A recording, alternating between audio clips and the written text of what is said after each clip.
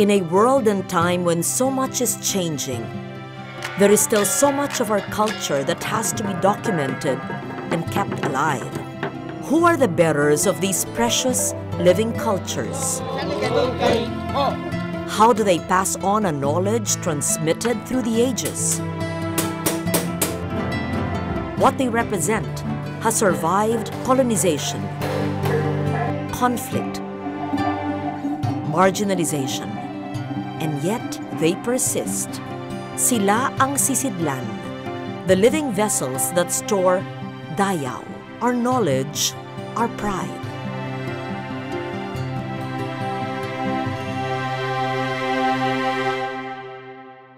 Welcome to the 4th season of Dayaw.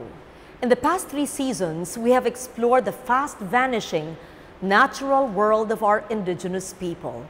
We have seen how these environments have helped shape not just their survival, but the very cultures which allow them to declare and be proud of their identities.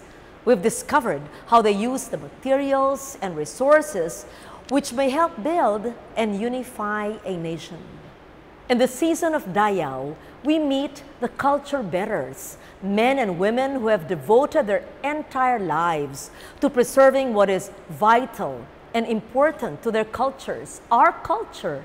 Their life work may seem so far removed from some of our concerns, yet they push on in the face of so much indifference. That is why they remain relevant to this day, and that is why their achievements must be recognized.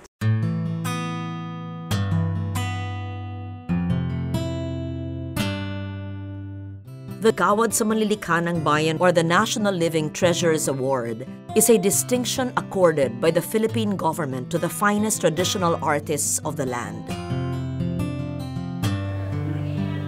The search is conducted by the National Commission for Culture and the Arts and an ad hoc panel of experts. The distinction was institutionalized through Republic Act 7355 in April of 1992. Since its inception, the award has been bestowed on 13 traditional artists.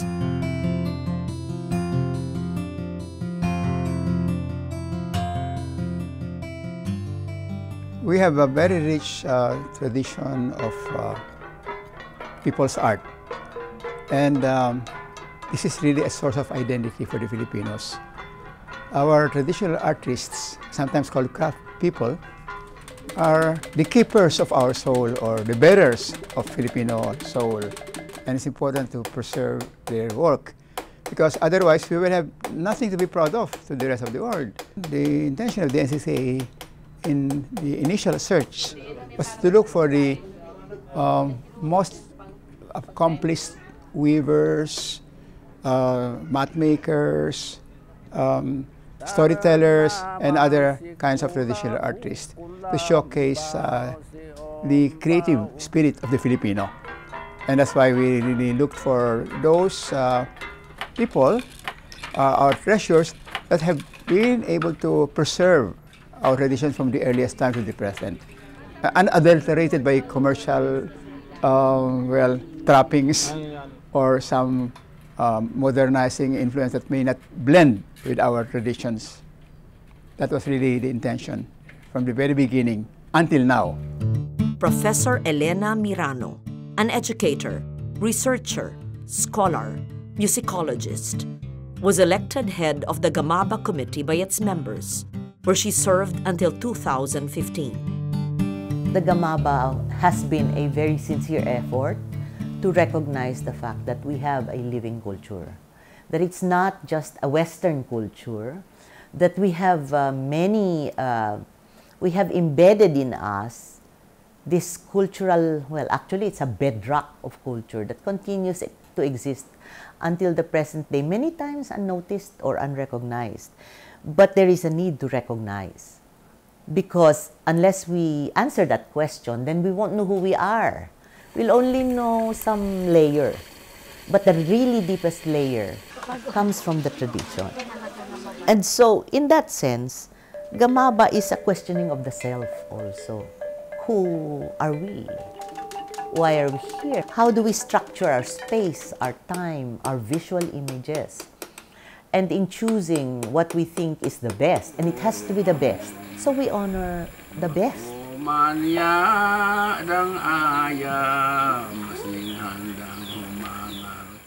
The Gawad Manlilikanang Bayan has reaped a rich harvest of indigenous Filipinos who have exemplified the very highest standards of their cultures. Unfortunately, many of the awardees from the first batch of Gamaba winners have passed on. And here, precious footage, recording of their voices, their thoughts, aspirations of past masters, musicians, weavers, chanters, all were artists whose gifts to this nation live on, even in death.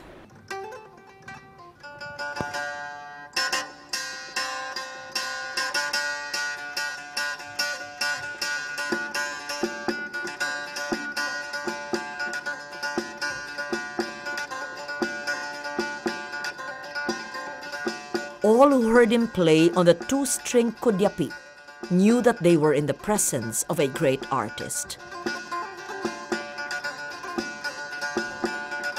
The instrument that he chose to express this virtuosity was the most technically difficult of the two-stringed lutes popular among both the Islamic and animist people of Mindanao.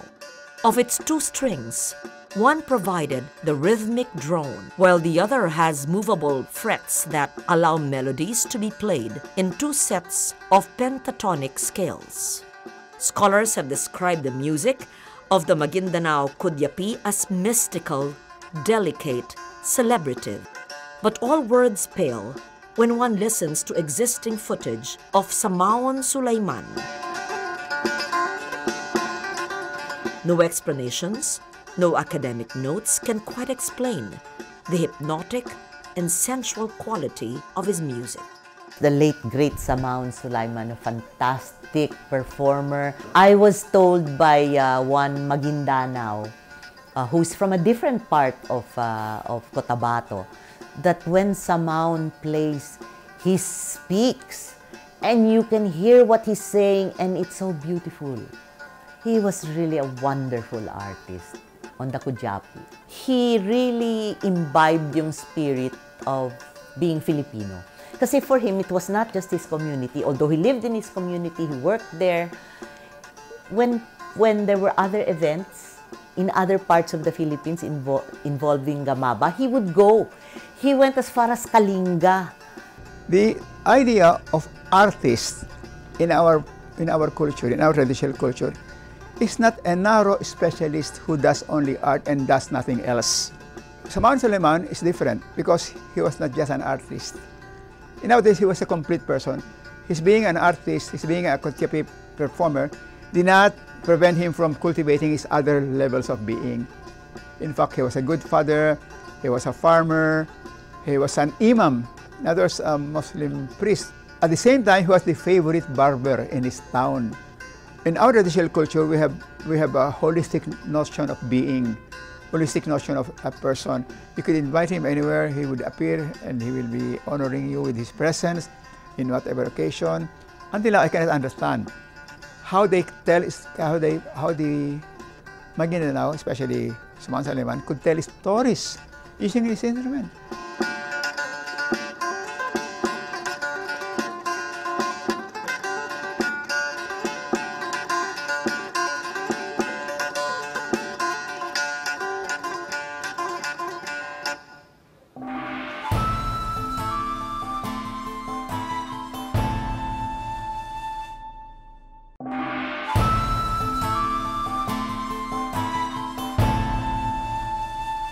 Samaon Sulaiman was not just a musician or soloist. He was a virtuoso, a man whose gift of interpretation elevated his musicianship to a realm where both tradition and self-expression meet to create art.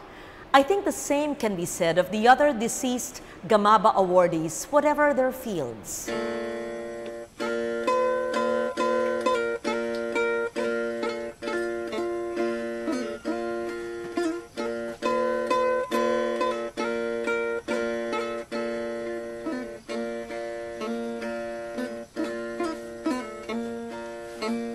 A chanter of epics and storyteller from the Macagua Valley in Palawan, Masino Interay was also a poet and musician.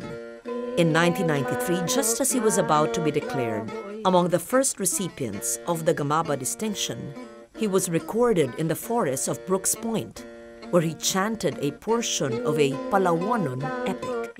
He also demonstrated his skill at reciting the lyrical poem Kulilal, as well as a bagit, verse inspired by the images and animals of his forest home.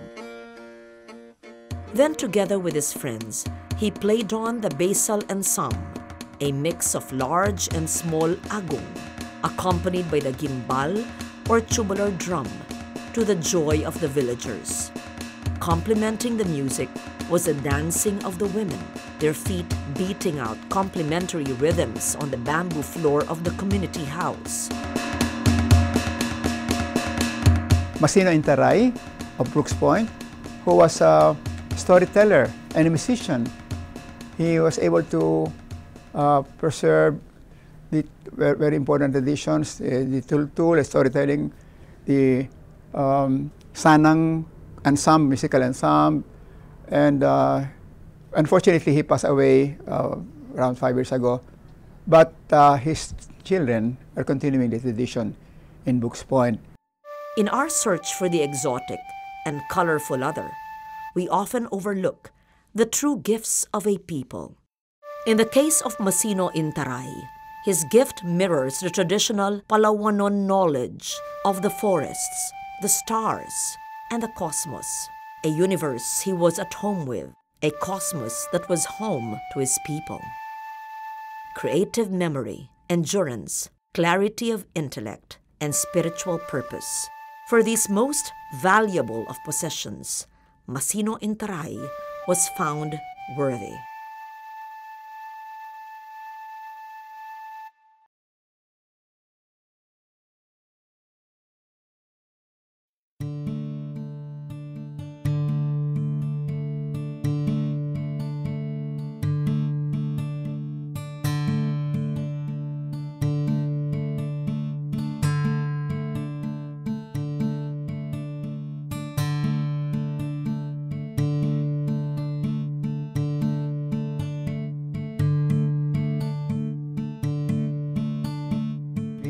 Prioritize those traditions that are very important in establishing that we have a very high degree of culture from the very beginning, even before the Spaniards came.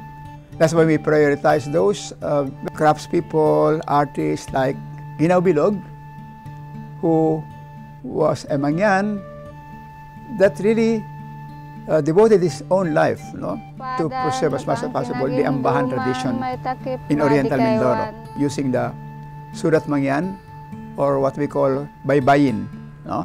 And so this is really a tradition worth preserving, simply because in many other parts of the country, this Surat Mangyan or Baybayin is no longer used.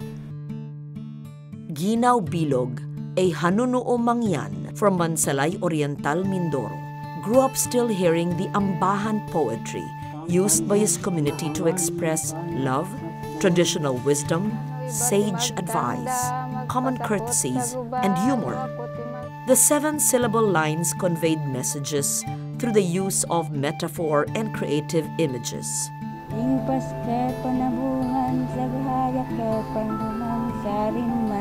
He also grew up using the Surat Mangyan, the pre-colonial syllabary that links the Mangyan to other Southeast Asian cultures. His mastery of this difficult form and his desire to revive and popularize it among the young Mangyan made him worthy of the Gamaba distinction. Today, the heritage that Dayaw Bilog helped revive is carried on by his family, his children, who were his most ardent students.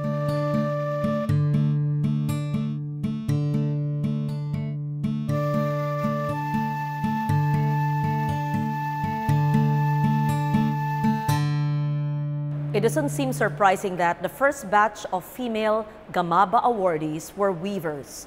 Weaving is, after all, an art associated with women. The skill of these gamaba winners covered difficult techniques such as weaving in abaca ikat, silk, or even natural fibers.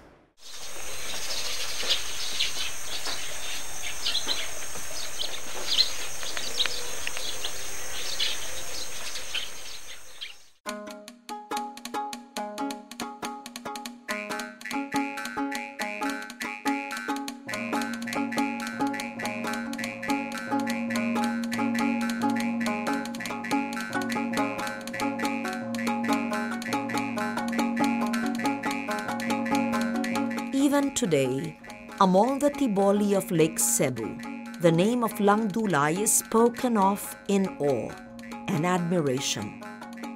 Her legacy as the first ever Tiboli weaver to be awarded the Gawad sa Manlilikanang Bayan extends far beyond her skill at weaving abaca fibers into tinalak cloth. Her mastery of the process of dyeing the threads and producing both traditional as well as contemporary adaptations of these designs gained her many students and followers.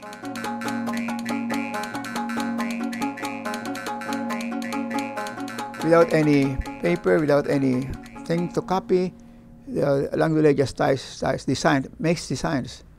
And when this is dyed, and woven, the designs come out. The tinalak is a marvel of design, intuitively done by the designer, Lang Dulay. And the Tibolis are very, very proud of having her. In fact, they were so surprised during her funeral, well, some kind of celebrity, more than what the Tibolis have witnessed when it comes to burying their high political officials. In other words, even the high political officials were not buried in the same grand manner as Lang Dulay, especially during the necrological services. We are sad, no? But her legacy will always remain, simply because she made the Tibolis much prouder because of her creations. What I do remember about Lang Dulay, the legendary Lang Dulay, is the fact that she had not only weaving virtuosity, but she was also a leader. She was a leader. Her school was a big school, and she had many followers, and she was able to train many of them. And I heard her once talking about what she had learned from the Gamaba and about the other international events that she had been brought to. And she said something like, you know, I learned the value of education. Education is so important. And so she was talking to the younger people in her village, and she was saying, so if I were you, that's what I would invest in. That's why her school was one of the most successful of all the Gamaba schools. Ang yu kalawi ro tinanay, bayu alakom jagonan hayu kagano mudu di dan ketanan da gubernur. Jagonan hayu kagano mudu na legal. Hasa mudu na. Kemun te kembe ho balik mesti. Ini tengah nagi unon ligana wa.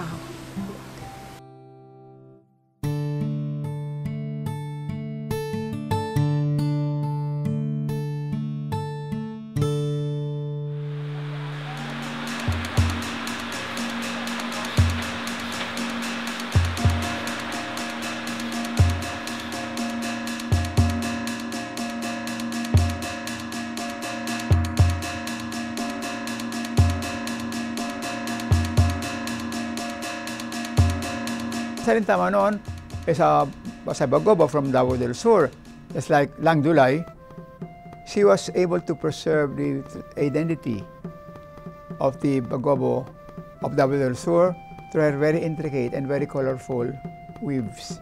She left a very, very good legacy to her children.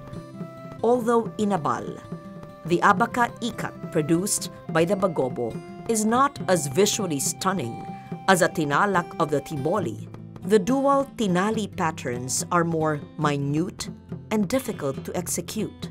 Salinta Monon, a Tagabawa Bagobo weaver from Bansalan, Davao del Sur, specialized in the complex small-scale ikat technique. Salinta Monon became the fast friend of Langdulay. They were best friends. They had a chance to meet each other when they came to Manila for the awarding of the Gamaba. So when Lang opened her school, Salinta was there. She was a quieter person. And I think very introspective kasi what I remember about her is she wouldn't let people come near her house. She had a weaving house of her own. She would be alone before she wove. And so all the time she would be weaving. Walang pwedeng manggulo sa kanya. So talagang very introspective na tao si Salinta.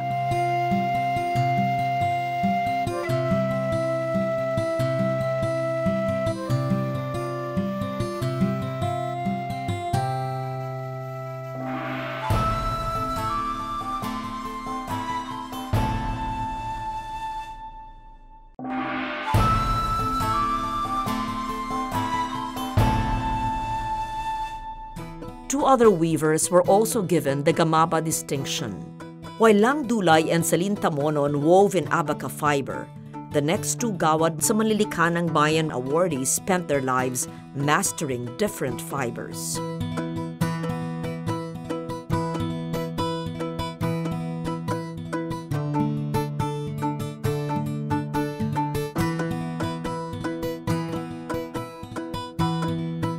Haji Amina Api from Tawi-Tawi is a very humble person. This is one thing that you will see, you will realize when you look at all, without exception, all the Manlilikanang Bayan, they are very humble. They don't have a concept of themselves as the source of power, because their concept of the source of their creative power is from the above, from a higher source, God or the great divine spirit. And they are just a channel of this creative spirit. So this is what you notice in Amina Api. She's a very humble person, but she's very good in using her intuition to create from just 2 or 3 strands very beautiful mats.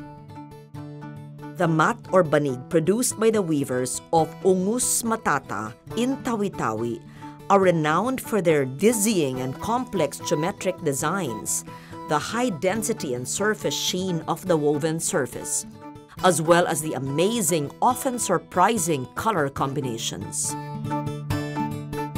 Hadja Amina Api's body of work was honored by the Gamaba Committee for the finer details often overlooked by other weavers.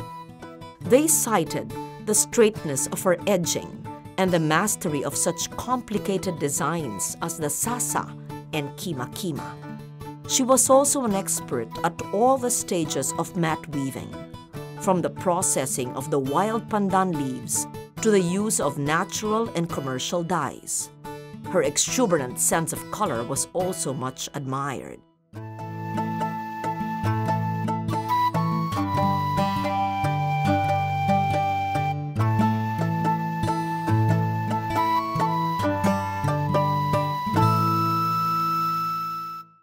Silk, the production of its threads, and the weaving of these threads into garments and wraps both for men and women, was a highlight on the weaving tradition of Islamic Filipinos.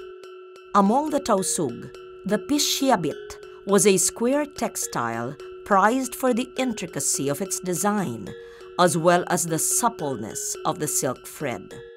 The tradition of silk weaving has long died out and it is only recently being revived. But in the work of Darhata Sawabi, the colorful and complex design aesthetic of the Tausug Pishiabit lived on in cotton and commercial threads.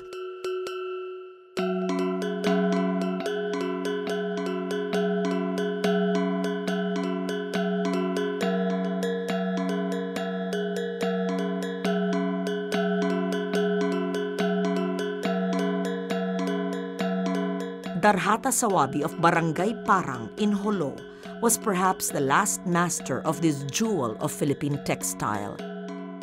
Never married, she managed to attain financial independence through the weaving of pisciabit, a woven square, 39 by 40 inches, took 3 months to weave. For her masterworks, she charged only 2,000 pesos apiece. This is the quandary that many of our traditional artists face. Darhata Sawabi was a master of this pisciabit. You really marvel at the intricacy of the design, very finely detailed, very colorful. We're hoping that we will find somebody who is as good as her. Because we know that she was not the only one in her town or in her province to really practice this tradition. And I really one of the admirers of this tradition. And Darhata Sawabi's legacy should really continue.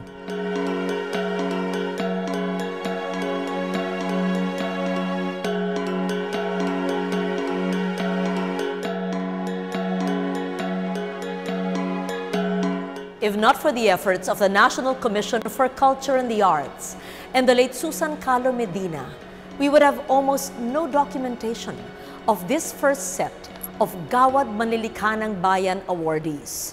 Sadly, all of them have passed on, but their gifts to the nation are immortal and must be acknowledged.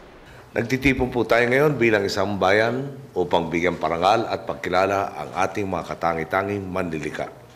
Sa pagharap natin sa modernong panahon at sa samot-saring impluwensya ng ibang kultura, pinatitingkad ng kanilang likhang sining ang ating pagka-Pilipino. It's very important that they be recognized as important in a society where we only look at sometimes materialistic things as parang indicators of success. But you can see how yung spirit ng mga artists, they come through.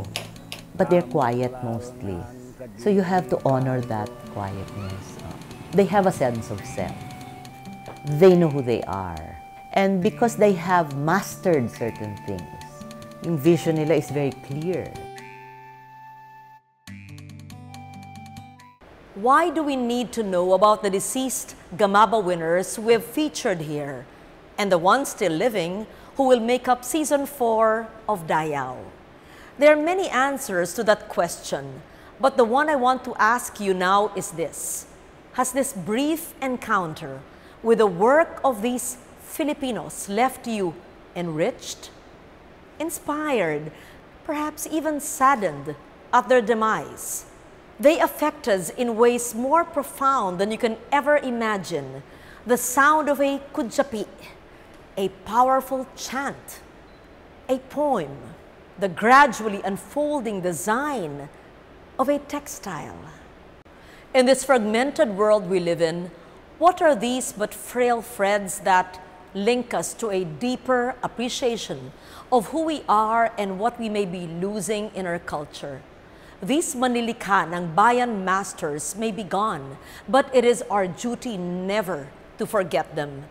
The nation may have given them an outstanding honor, but in the end, it is their work that honors the idea of a diverse yet inclusive nation, a nation that hopefully will come to value Dayaw, our knowledge, our pride.